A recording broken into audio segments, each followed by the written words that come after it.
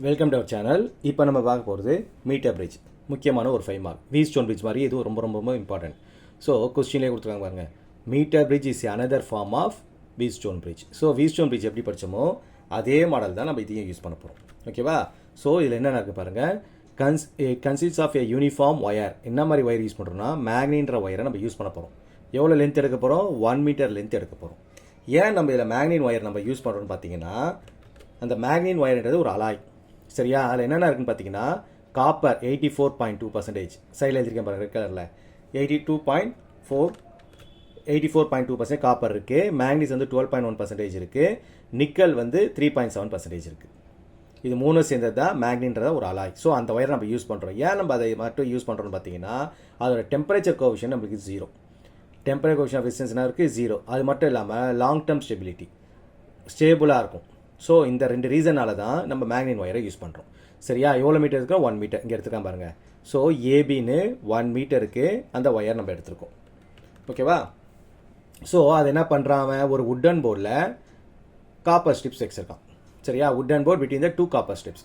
2 copper strip வச்சுருக்கான். என்னென்ன copper strip பார்த்தீங்கன்னா, சின்னு ஒன்று இருக்குது. இங்கே பாருங்கள், இது ஒன்று, அதுக்கப்புறம் டின்னு ஒன்று. ஸோ இந்த ரெண்டுத்தில் தான் அதை ஃபிக்ஸ் பண்ணி வச்சுருக்கான். காப்பர் ஸ்ட்ரிப் ஏ, சி ஒன்று, டி ஒன்று. ஓகே, புரிச்சா? ஸோ அந்த 2 காப்பர் ஸ்ட்ரிப்ஸ் இருக்குல்ல, சிடி, அது ரெண்டுக்கும் நடுவில் ஈன்னு ஒரு காப்பர் ஸ்ட்ரிப் கொடுக்குறான். ஓகே, புரிஞ்சுதா? சின்னு ஒன்று இருக்குது, இங்கே சின்னு ஒன்று இருக்குது, டின்னு ஒன்று இருக்கா? அது ரெண்டுக்கும் நடுவில் ஈன்னு ஒரு காப்பர் ஸ்ட்ரிப் கொடுக்குறான். ஓகே, புரிஞ்சுதா? ஸோ நடுவில் நம்மளுக்கு 2 கேப்பு ஃபார்ம் ஆயிருக்கு, G1 G2ன்னு. ஸோ அதில் தான் வந்து பின்னு அன்னோன் வச்சுருக்கான், கியூ வந்து நோன் வச்சுருக்கான். பியோட ஆன்சர் எனக்கு தெரியாது, கியூவோட ஆன்சர் எனக்கு தெரியும். ஓகேவா? ஸோ இதுதான் வந்து ஃபர்ஸ்ட் பேராகிராஃபில் கொடுத்துருக்காங்க. So unknown resistance P is connected in G1. Standard resistance நமக்கு தெரிஞ்ச வேல்யூன்னு அர்த்தம். கியூ வந்து எங்கே வச்சுருக்கான்? G2ல் வச்சுருக்கான். சொல்ல புரிஞ்சா? ஸோ அதுக்கப்புறமா என்ன வச்சுருக்காங்கன்னா, ஒரு ஜாக்கி, இந்த ஜெயின் போட்டிருக்காங்களா, அதான் ஜாக்கி. ஒரு ஜாக்கி எப்படி கனெக்ஷன் கொடுத்துருக்கான்? டெர்மினல் ஈலேருந்து கனெக்ஷன் கொடுக்குறான். டெர்மினல் ஈலேருந்து ஜாக்கி கனெக்ஷன் கொடுக்குறான். கூட என்ன வச்சுருக்கான்? ஒரு கேல்னோமீட்டரும் ஒரு ஐ ரெசிஸ்டன்ஸும் அதில் கனெக்ட் பண்ணி வச்சுருக்காங்க. சொல்ல புரிஞ்சா? ஸோ டெர்மினல் ஈலேருந்து என்ன பண்ணுறோம்? நம்ம ஜாக்கியை கனெக்ட் பண்ணுறோம். கூட என்ன வச்சுருக்கோம்? கேல்னோமீட்டரும் ஒரு ஐ ரெசிஸ்டன்ஸை வச்சுருக்கோம். சொன்ன புரிஞ்சுதா? இதுக்கப்புறமா கீழ் பக்கம் பாருங்கள். கீழே நம்ம ஏ பாயிண்ட் இருக்குல்ல, ஸோ ஏ பாயிண்ட்லேருந்து இந்த பி பாயிண்ட் இருக்கா? ஸோ இந்த ஒயர் ஏ பாயிண்ட்லேருந்து பி பாயிண்ட் ஒயர் இருக்குல்ல, அதில் என்னென்ன கனெக்ஷன் கொடுத்துருக்கான்னா, ஒரு லெக்லாஞ்சி செல் கொடுத்துருக்கான், அப்புறம் ஒரு கீ கனெக்ஷன் கொடுத்துருக்கான். ஸோ இதுதான் வந்து கன்ஸ்ட்ரக்ஷன். நல்லா புரிஞ்சுதா பாருங்கள். ஸோ இன்னொரு தடவை சொல்கிறேன், கவனிங்க. ஸோ மீட்டர் பிரிட்ஜில் என்னென்ன கொடுத்துருக்காங்கன்னா, ஃபஸ்ட்டு சிடின்னு ஒரு காப்பர் ஸ்ட்ரிப்ஸ் வச்சுருக்காங்க. அந்த 2 காப்பர் ஸ்ட்ரிப்ஸ் நடுவில் ஏபின்னு ஒரு ஒயரை நம்ம வைக்கிறோம். என்ன ஒயர் வைக்கிறோம்? மேக்னின் ஒயர் தான் நம்ம யூஸ் பண்ணுறோம். ஏன் அதை யூஸ் பண்ணுறோன்னா, அது வந்து 0 temperature coefficient, long term stability, அந்த ரீசனால அதை நம்ம யூஸ் பண்ணுறோம். அந்த C copper strip, D copper strip நடுவில் ஈன்னு ஒரு காப்பர் ஸ்ட்ரிப் வைக்கிறோம். சரியா? அப்போ நம்மளுக்கு 2 கேப் ஃபார்ம் ஆகுது. G1 ஒன்று வருது, G2 ஒரு கேப் ஃபார்ம் ஆகுது. அந்த G1 கேப்பில் வந்து தெரியாத அன்னோன் ரெசிஸ்டன்ஸ் வைக்கிறோம். G2ல வந்து நோன் ரெசிஸ்டன்ஸ் வச்சுருக்கோம். நல்லா புரிஞ்சுதா?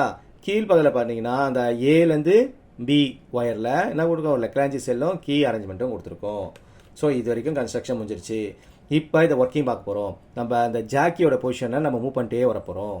ஸோ இந்த ஜாக்கியை என்ன பண்ண போகிறோம்? நம்ம இப்படி மூவ் பண்ணிட்டே வர போகிறோம். மூவ் பண்ணிட்டு வந்தோம்னா அது ஒரு ஸ்டேஜில் என்ன ஆகட்டும்? கேல்னோமீட்டர் 0 காட்டும். சரியா? எந்த இடத்துல 0 காட்டுதோ ஜாக்கி அங்கேயே ஸ்டாப் பண்ணிடணும். சப்போஸ் இந்த இடத்துல 0னா இங்கேயே ஜாக்கி நிப்பாட்டிடணும். நிப்பாட்டிட்டு அந்த லென்த் எவ்வளோ நோட் பண்ணிக்கணும். அந்த லென்த்து தான் L1, மிச்சம் இருக்க லென்த் வந்து L2. சொல்ல புரிஞ்சா? ஸோ L1 L2 எனக்கு தெரிஞ்சிருச்சு. இப்போ வீ ஸ்டோன் பிரிட்ஜ் தெரியுங்களா எனக்கு? P/Q = R/S. இதுதான் வீ stone பிரிட்ஜோட formula. P/Q = R/S. So பியும் கியூவும் கொஸ்டினில் இருக்குது, அதான் டயக்ராம்லேயே இருக்குது.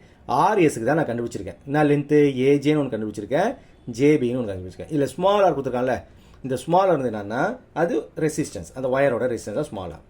சரியா? So P/Q = AJ/JB. அந்த ஏஜோட ஆன்சர் L1, ஜேபியோட ஆன்சர் L2.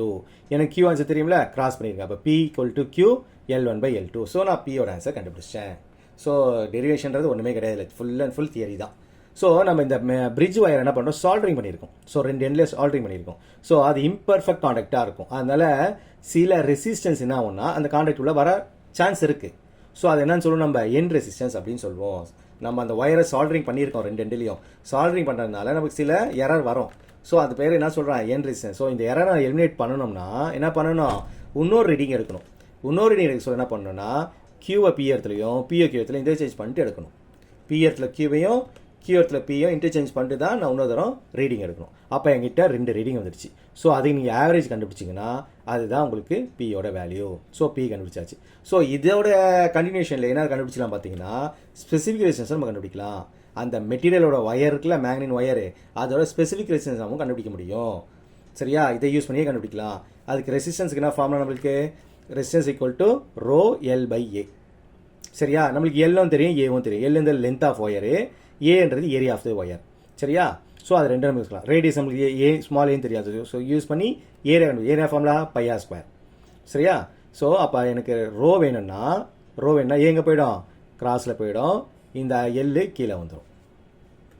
புரிஞ்சா? ஸோ அப்போ rho equal to resistance into A by L. ஏன்னு அர்த்தம்? Area. So area formula pi A square.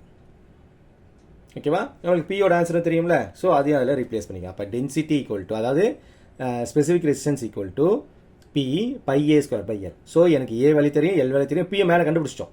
So எல்லா வேலையும் நான் அப்ளை பண்ணேன்னா எனக்கு என்ன கிடச்சிருச்சு? உங்களுக்கு அந்த ஸ்பெசிஃபிக் ரெசிஸ்டன்ஸ் கிடச்சிருச்சு. ரொம்ப ரொம்ப ரொம்ப இம்பார்ட்டன்ட் கொஸ்டின். வீ ஸ்டோன் பிரிட்ஜ் எவ்வளோ இம்பார்ட்டண்ட்டோ அதே மாதிரி இந்த மீட்டர் பிரிட்ஜும் ரொம்ப ரொம்ப இம்பார்ட்டன்ட்டு.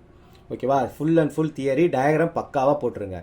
டயக்ராமே மிஸ்டேக்கே வரக்கூடாது. ஸோ டயக்ராம் தான் மோஸ்ட்லி மார்க் விழுந்துடும் உங்களுக்கு. சரியா? எப்போவுமே ஒரு 5 மார்க் நீங்கள் அட்டன் பண்ணுறீங்கன்னா ஒன்று டெரிவேஷன் மாதிரி அட்டன் பண்ணுங்கள், இல்லைன்னா டயக்ராம் மாதிரி அட்டன் பண்ணுங்கள். வெறும் தியரி அட்டன் பண்ணிங்கன்னா சம்டைம்ஸ் மார்க் கம்மியாக சான்ஸ் இருக்குது. சொல்ல புரியுதா? ஸோ தேங்க்யூ ஃபார் வாட்சிங்.